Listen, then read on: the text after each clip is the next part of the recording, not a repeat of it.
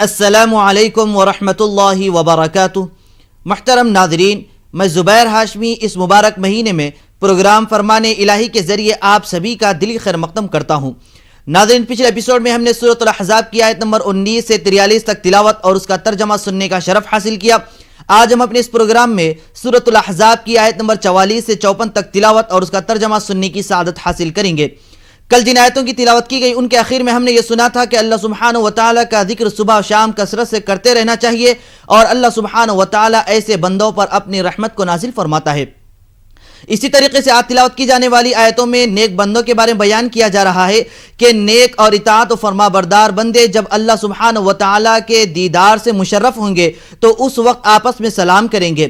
بعد دوسرے مفسرین یہ بیان کرتے ہیں کہ جب وہ بندے اپنی اپنی قبر سے اٹھ کر اللہ کے دیدار کے لیے تشریف لے جائیں گے تو اس وقت آپس میں ایک دوسرے کو سلام کرتے رہیں گے۔ اب اس کے بعد حضور نبی کریم صلی اللہ علیہ وسلم کی عظمت و شان کو بیان کیا گیا اور یہ ارشاد فرمایا کہ اے حبیب صلی اللہ علیہ وسلم، ہم نے آپ کو گواہی دینے والا اور ثواب سے خوشخبری دینے والا اور عذاب سے ڈرانے والا نبی بنا کر بھیجا ہے۔ حضور نبی کریم صلی اللہ علیہ وسلم کے کئی اسماء مبارکہ ہیں جو یہ ثابت کرتے ہیں، جو اس بات پر دلالت کرتے ہیں کہ حضور علیہ الصلوۃ والسلام کی شان و عظمت اللہ سبحانہ و تعالیٰ کے بعد ساری دنیا میں سب سے زیادہ ہے۔ اسی طریقے سے حضور علیہ الصلوۃ والسلام کو آج کی تلاوت کی جانے والی آیتوں میں سراجم منیرہ کا لقب دیا گیا ہے، یعنی روشن چراغ ہے۔ حضور علیہ الصلوۃ والسلام انسانیت میں اور سارے معاشرے میں روشن والا پیام لے کر آئے ہیں، اسی لیے آپ کو سراجم منیرہ کہا جاتا ہے۔ تو ناظرین، اسی کے متعلق اور معلومات حاصل کرنے اور اس پر عمل پیرا رہنے کے لیے سنتے ہیں تلاوت اور اس کا ترجمہ۔ ترجمہ کلام پاک۔ شروع کرتا ہوں اللہ کے نام سے جو بڑا مہربان نہایت رحم والا ہے۔ تحیتهم یوم یلقونه سلام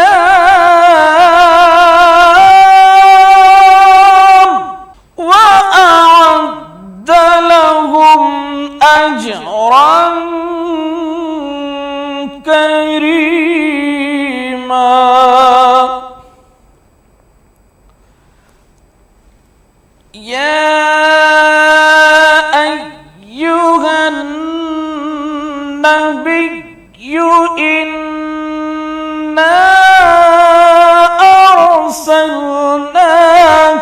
شاهدا ومبشرا ونذيرا۔ جس روز وہ اس سے ملیں گے ان کا تحفہ خدا کی طرف سے سلام ہوگا اور اس نے ان کے لیے بڑا ثواب تیار کر رکھا ہے۔ اے پیغمبر، ہم نے تم کو گواہی دینے والا اور خوشخبری سنانے والا اور ڈر سنانے والا بنا کر بھیجا ہے۔ وداعيا إلى الله بإذنه وسراجا منيرا وبشر المؤمنين بأن لهم من اللہ فضلا کبیرا۔ اور اللہ کی طرف بلانے والا اور روشن چراغ، اور مومنوں کو خوشخبری سنا دو کہ ان کے لیے اللہ کی طرف سے بڑا فضل ہے۔ ولا تطع الكافرين والمنافقين ودع أذاهم وتوكل على الله وكفى بالله وكيلا۔ کافروں اور منافقوں کا کہنا نہ ماننا اور نہ ان کے تکلیف دینے پر نظر کرنا اور اللہ پر بھروسہ رکھنا، اور اللہ ہی کارساز کافی ہے۔ يا أيها الذين آمنوا إذا نكحتم المؤمنات ثم طلقتموهن من قبل ثم طلقتموهن من قبل أن تمسوهن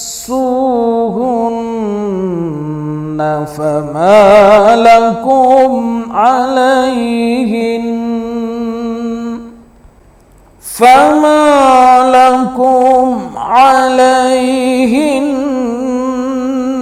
من عدة تعتدونها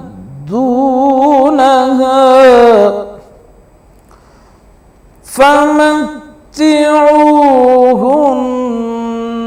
وسرحوهن سراحا جميلا। मोमिनो, जब तुम मोमिन औरतों से निकाह करके उनको हाथ लगाने यानी उनके पास जाने से पहले तलाक दे दो तो तुमको कुछ इख्तियार नहीं कि उनसे इद्दत पूरी कराओ, उनका कुछ फ़ायदा यानी खर्च देकर अच्छी तरह से रुखसत कर दो। या अय्युहन नबिय्यु इन्ना अहललना लक أزواجك التي آتيت أجورهن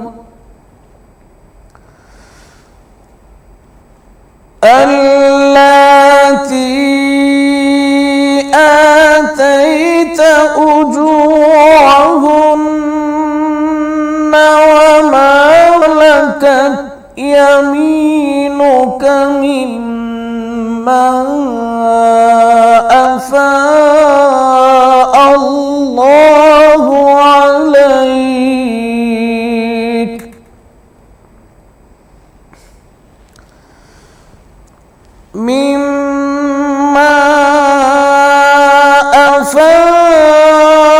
الله عليك وبنات عمك وبنات عماتك وبنات خالك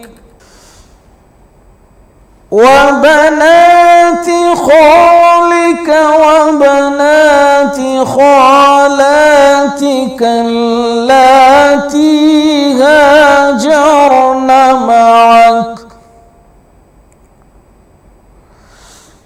وامرأة مؤمنة إن وهبت نفسها للنبي إن أراد النبي أن يستنكحها خالصة لك من دون المؤمنين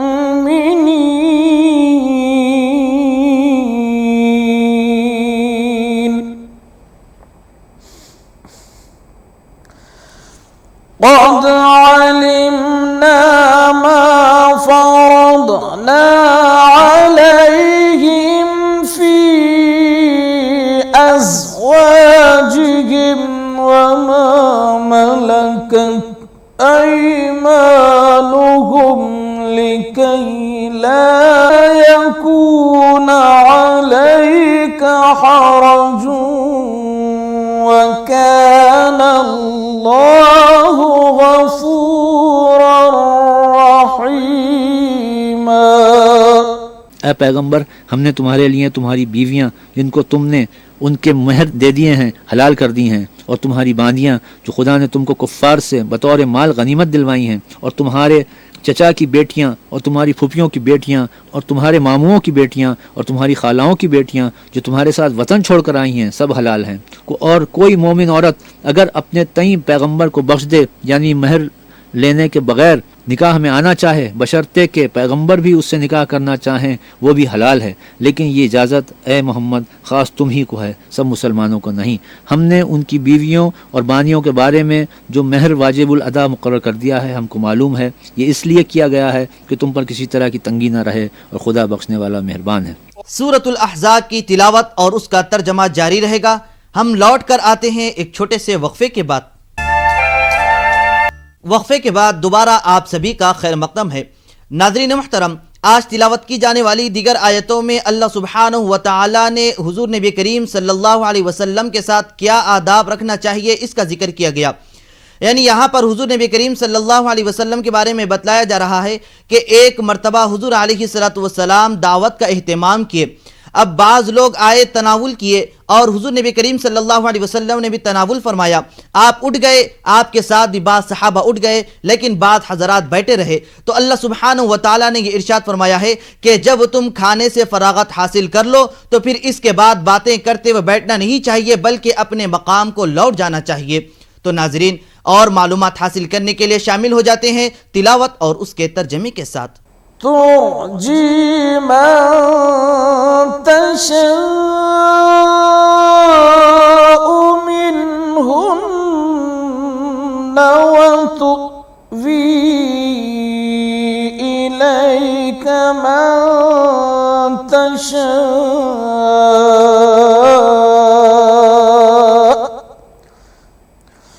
वमन इब्तग़ैत मिम्मन अज़लत फला जुनाह अलैक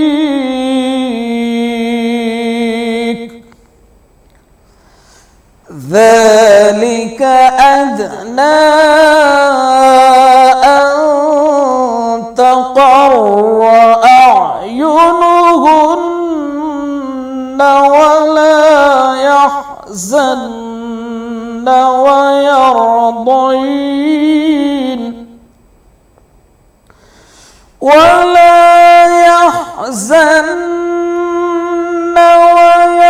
वयरضين بما آتيتهن كلهن والله يعلم ما في قلوبكم وكان الله عليما حليما। और तुमको ये भी इख्तियार है कि जिस बीवी को चाहो अलहदा रखो और जिसे चाहो अपने पास रखो, और जिसको तुमने अलहदा कर दिया हो अगर उसको फिर अपने पास तलब कर लो तो तुम पर कुछ गुनाह नहीं। ये इजाज़त इसलिए है कि उनकी आंखें ठंडी रहें और वो गमनाक ना हों, और जो कुछ तुम उनको दो उसे लेकर सब खुश रहें, और जो कुछ तुम्हारे दिलों में है खुदा उसे जानता है और अल्लाह जानने वाला और बुरदबार है। ला यहिल्लु लकन निसाउ मिन बअदु वला अन तबद्दल बिहिन्न मिन अज़वाज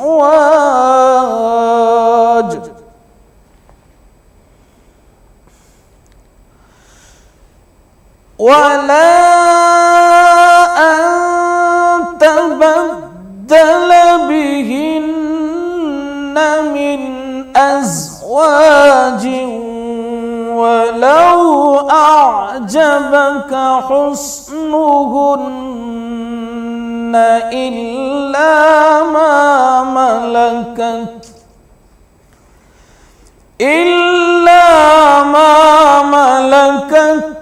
يمينك وكان الله على كل شيء رقيبا। ऐ पैगंबर, उनके सिवा और औरतें तुमको जायज़ नहीं, और न ये कि इन बीवियों को छोड़कर और बीवियां कर लो, ख्वाह उनका हुस्न तुमको कैसा ही अच्छा लगे, मगर वो जो तुम्हारे हाथ का माल हैं यानी बांदियों के बारे में तुमको इख्तियार है, और खुदा हर चीज़ पर निगाह रखता है। सूरतुल अहज़ाब की तिलावत और उसका तर्जमा जारी रहेगा। हम लौट कर आते हैं एक छोटे से वक्फे के बाद। वक्फे के बाद एक बार फिर आप सभी का खैर मक़दम है। नाज़रीन मुहतरम, आज रमज़ानुल मुबारक का चौथा रोज़ा है। इस मुबारक महीने में कुरान से भी एक ख़ास निस्बत है, जैसा कि अल्लाह सुब्हानहु व तआला ने इरशाद फरमाया है कि शहरु रमज़ान अल्लज़ी उन्ज़िला फ़ीहिल कुरान, यानी ये वो मुबारक महीना है जिसमें कुरान पाक नाजिल किया गया और ये कुरान तमाम लोगों के लिए हिदायत है।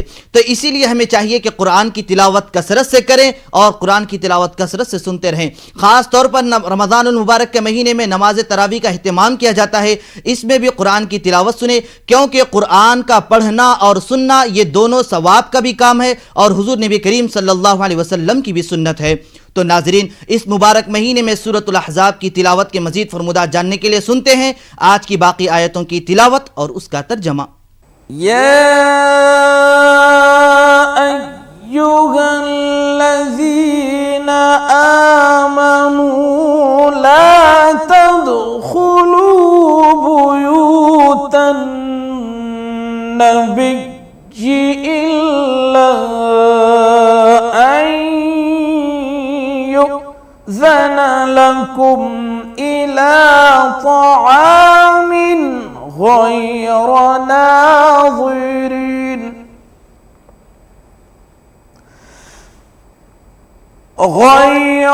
नाज़िरीन इनाहु वलाकिन इज़ा दुईतुम फदखुलू फ़इज़ा तअमतुम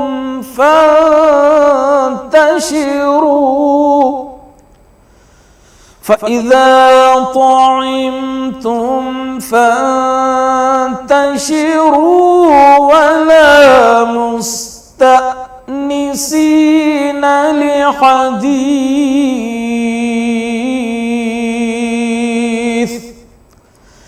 إن ذلكم كان يؤذي النبي فيستحيي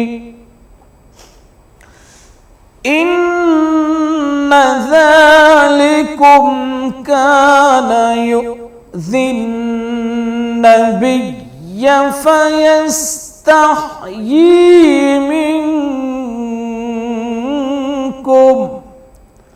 والله لا يستحيي من الحق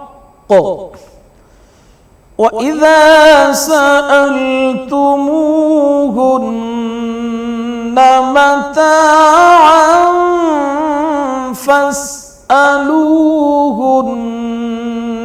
من وراء حجاب ذلك أطهر لقلوبكم وقلوبهن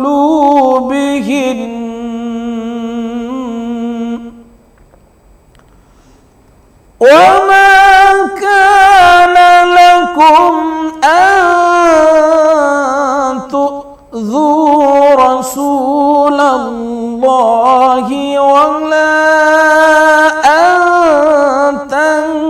تنكحوا أزواجه من بعد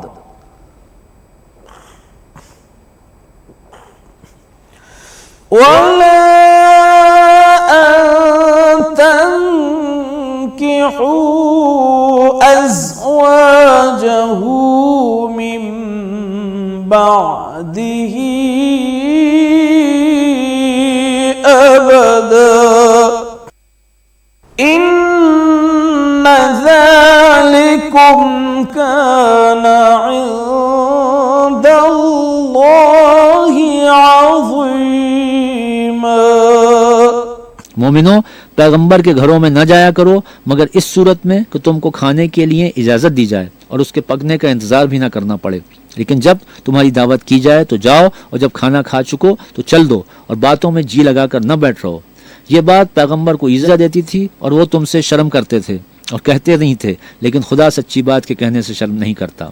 और जब पैगंबरों की बीवियों से कोई सामान मांगो तो पर्दे के बाहर से मांगो, ये तुम्हारे और उनके दोनों के दिलों के लिए बहुत पाकीज़गी की बात है। और तुमको ये शायान नहीं कि पैगंबर खुदा को तकलीफ़ दो اور نہ یہ کہ ان کی بیویوں سے کبھی ان کے بعد نکاح کرو، بے شک یہ اللہ کے نزدیک بڑا گناہ کا کام ہے۔ إن تبدوا شيئا أو تخفوه فإن الله كان بكل شيء عليما صدق الله العظيم۔ اگر تم کسی چیز کو ظاہر کرو یا اس کو مخفی رکھو تو یاد رکھو کہ خدا ہر چیز سے باخبر ہے۔ اللہ عز و جل سے دعا ہے کہ وہ ہم سب کو قرآن پاک کے احکامات پر عمل کرنے کی توفیق نصیب فرمائے۔ انشاءاللہ کل ہم دوبارہ اسی وقت سورۃ الاحزاب کی تلاوت اور اس کے ترجمے کے ساتھ حاضر خدمت رہیں گے۔ تب تک کے لیے آپ ہمیں اور ہماری پوری ٹیم کو دیجیے اجازت۔ اللہ حافظ۔